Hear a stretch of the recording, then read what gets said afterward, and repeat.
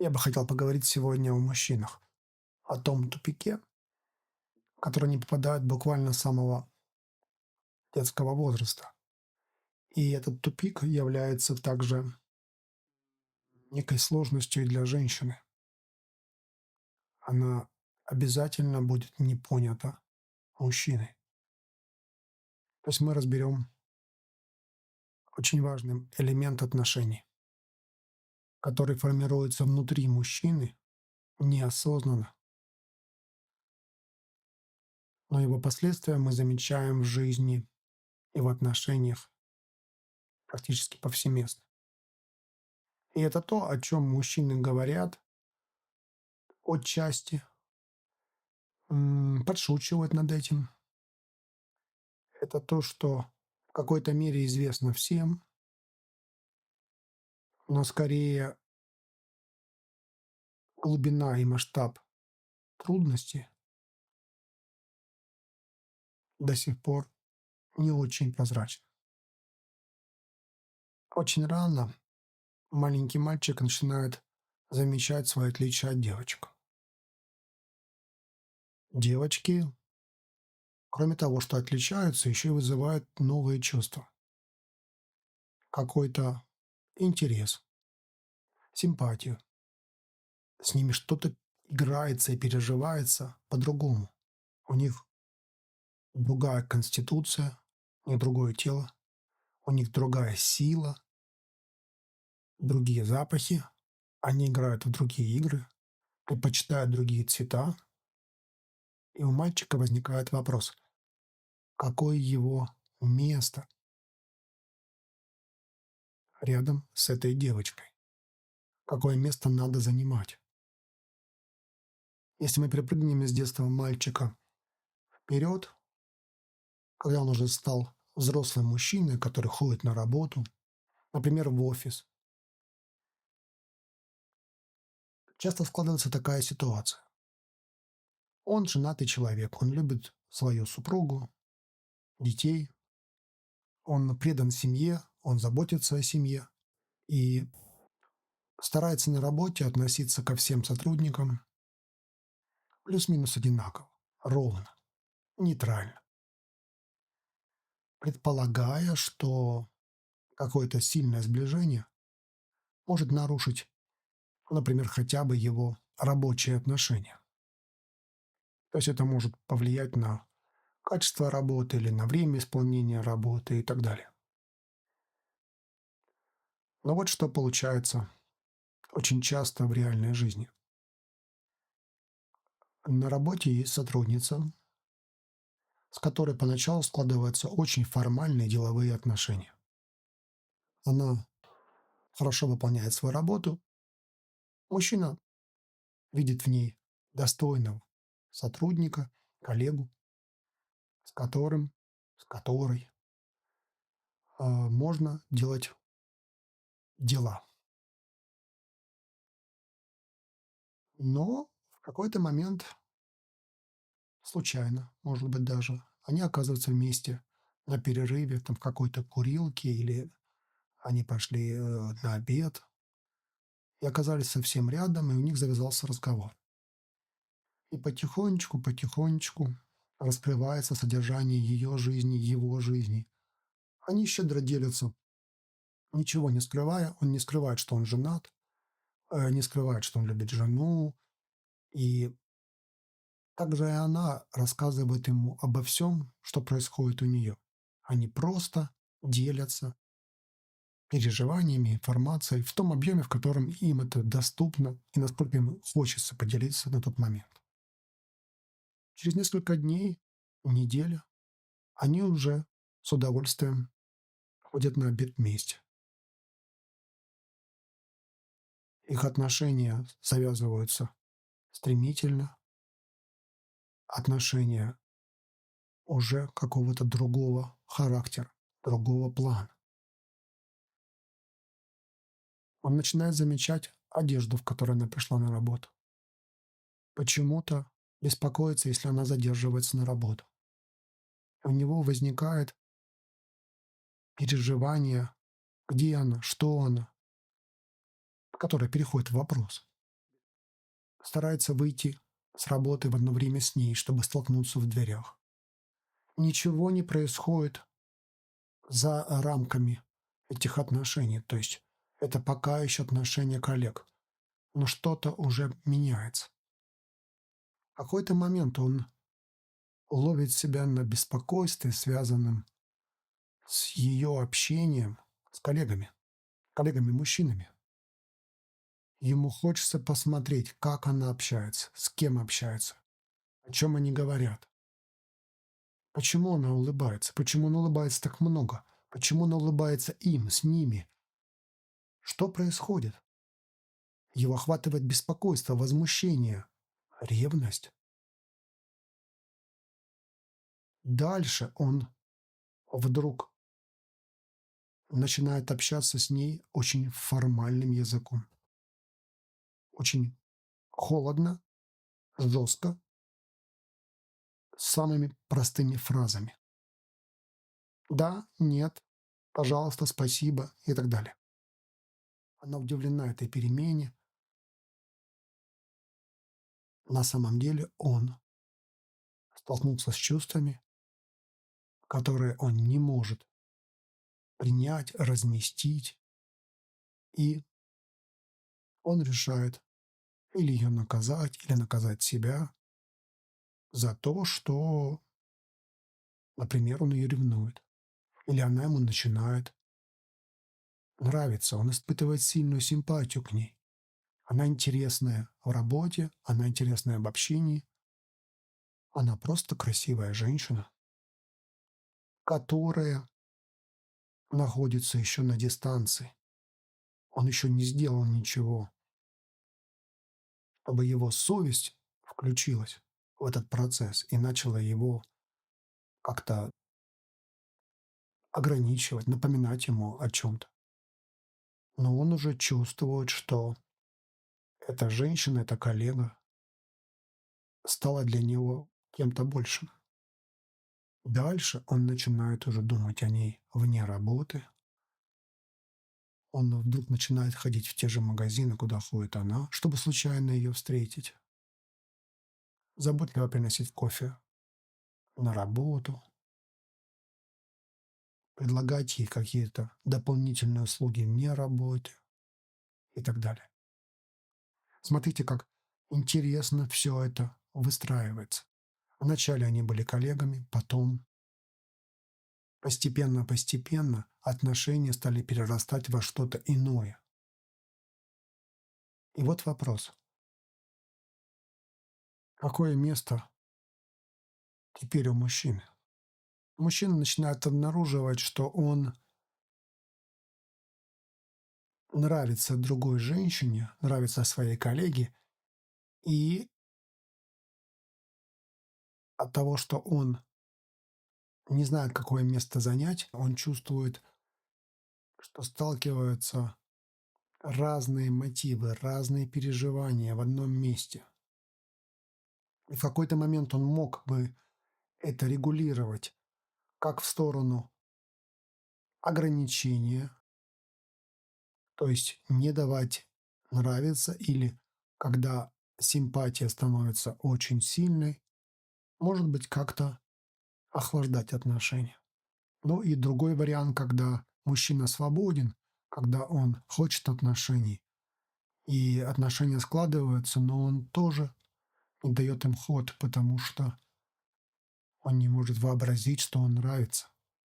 Он не может действовать, раскрываться, импровизировать. Он съеживается, он превращается в колючего ежика. Или он становится холодным, делает миллион каких-то странных действий, ошибок. Девочку с детства научают воспитанием, культурными различными рамками. Уметь нравиться абсолютно везде. Дома, на улице, в подъезде, в метро. Ее учат для этого одеваться соответствующим образом, вести себя, уметь дарить себя красивой, интересной, захватывающей, симпатичной. Давайте признаемся, отказать женщине в симпатии, то есть отрезать от женщины желание вызывать симпатию, это нечто совершенно разрушительное. Когда она нравится всем, у всех возникает теплое чувство симпатии. Это всегда некое прибавление в настроении. Это некий позитив. Это нечто, что переживается как приятное. И очень простая формула, которая работает практически безупречно. Женщина вызывает симпатию у миллиона людей, и этот миллион людей, получив заряд позитива, возвращает его в мир в виде каких-то действий, свершений, открытий. Вот так женщина, ее способность нравиться, ее красота, которую она выстраивает, может быть, в течение целой жизни, влияет на все. И часто говорят так: красота спасет мир.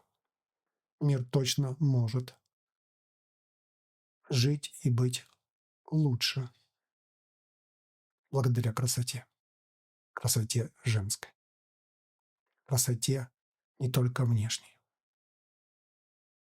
То есть девочка призвана вызывать симпатию. А вот мужчина, мальчик, ему это место меньше знакомо, его не воспитывали таким путем. Да, он может быть симпатичным ребенком, симпатичным малышом. Его могут одевать красиво, могут его научить двигаться правильно, правильно подавать себя. То есть тоже легко вписываться в общество и тоже как-то нравится. Но в какой-то момент, и это обязательно, мальчику придется проявить силу, настойчивость, озвучить отказ, иначе он не станет мальчиком. Ему нужно будет совершить много действий, которые будут разрушать симпатию, но которые будут формировать абсолютно другой паттерн или способ поведения. Он будет набирать баллы, так скажем, не только симпатии, но и своими поступками, которые могут даже быть не симпатичны, но при этом значимы. Вот такой различный подход создает для мальчиков большую проблему.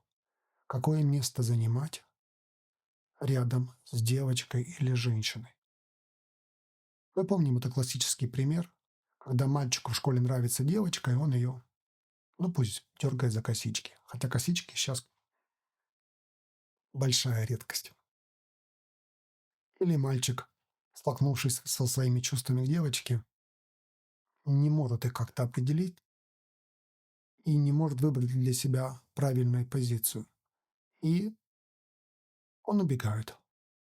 Он убегает подальше от нее, чтобы она его не будоражила, не беспокоила, потому что он не знает, что делать с этими чувствами и какое у него место в этих отношениях. Он не может легко занимать место, где он нравится. Другой пример. Когда мужчины зарабатывают огромные деньги, получают почти бесконечную власть, чтобы нравиться, чтобы влиять, чтобы вызывать чувства. Но они это делают очень часто путем поступков, решений, конкретных действий, которые часто не связаны напрямую с людьми. Часто это даже игнорирование людей или уничтожение людей. То есть иногда эту позицию, это место мальчики осваивают путем увеличения количества добычи, которую они нашли и добыли на своей охоте. Это совершенно другой подход, который тоже эффективен, который тоже нужен, но он ничего не знает или знает очень мало про симпатию. И как часто мальчики, даже очень взрослые, шутят на этот счет. Они защищают себя какими-то выпадами в сторону девочек, подшучивая над ними или другими мальчиками. Хотя на самом деле они просто не знают, что им делать. Они растеряны, они напуганы. Хороший пример, когда мужчина приходит домой, и жена проявляет к нему ласку и нежность. Мы понимаем, что бывают моменты неподходящие для этого, но возьмем такой хороший пример, когда он не сильно устал на работе, все вроде бы хорошо, спокойно. Она проявляет любовь и ласку, он готов на это ответить, но что-то внутри него сжимается. Он либо воспринимает это как приглашение к сексу, что не всегда является правдой, или он не понимает, зачем это, особенно если он живет с ней давно. Ему легче убежать, переключиться на работу, вспомнить, что он не успел сделать, или перейти в позицию инструктажа, что надо сделать, когда, почему, или озабоченности какими-то задачами, проблемами, может быть, бытовыми. Такой вариант избегания нам всем знаком, мы о нем знаем. Часто он возникает именно потому, что женщина проявляет нежные чувства, а мужчина не знает, что с этим делать. Когда она проявляет ко мне симпатию, я должен быть тоже симпатичным. А как это? Я должен, наверное, отвечать ей, кто я в этот момент. Я верю, что я симпатичный, что я очаровательный, что я заслуживаю это, что я сделал все для того, чтобы сложились вот эти симпатичные взаимные отношения. Вот тут мужчина рассыпается. И вы знаете, самое интересное, что рассыпается на этом месте мужчины и очень взрослого, серьезного возраста. Особенно если женщина для них очень важна, они чувствуют огромную, ужаснейшую боль и проваливаются в непонимание, что им делать. И часто это перерастает в какие-то противоположные действия, то есть разрушение симпатии, отталкивание женщины. Мальчики могли бы исправить это, если бы, перемещаясь от места к месту, они переключались в соответствии с местом и в определенных отношениях, в определенных обстановках могли брать на себя заботу о чувствах других. Например, в какой-то обстановке мужчина становится очень щедрым. Щедрым на слова, щедрым на поступки, на подарки, на комплименты. Он приходит в это место и автоматически, или пускай даже с каким-то усилием, он переключается.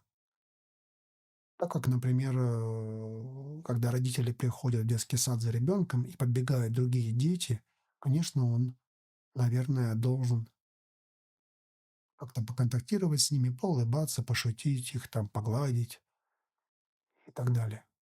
Он не должен быть каменным, холодным. То есть, например, приходя домой, мужчина готов не только совершать поступки для семьи, но и влиять на чувства семьи, на чувства всех участников. Не всегда это работает идеально, но это работает часто очень эффективно. Заботиться о том, с каким чувством останется человек после контакта с мужчиной. Мужчина, если хочет, чтобы было сделано какое-то дело, допустим, его детьми, он сообщает об этом деле, но он понимает, что важным является также, с каким чувством они останутся. Параллельно с инструктором, что нужно сделать или как,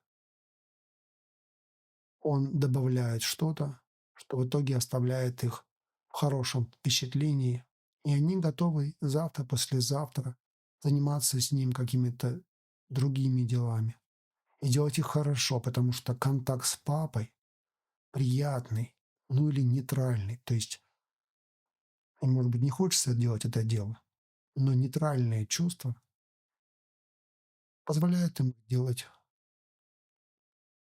легко. Подход к воспитанию детей формирует, с одной стороны, стремительную жизнь, успехи, достижения и какой-то естественный ход истории, а с другой стороны, каждый день оборачивается болезненным моментом для отношений, где мужчина чувствует себя неловко и разрушает отношения, убегает от них или холоден в них. И женщина, которая хочет нравиться, которой нужно нравиться, которая умеет нравиться, наталкивается на совершенно другое восприятие, что делает ее жизнь, конечно же, трудной и болезненной. Как было бы красиво, если бы мужчины были щедры дома, много давали и соблюдали вот этот эмоциональный фон, с которым их воспринимают. Это место мужчине не дарится, оно не существует по умолчанию.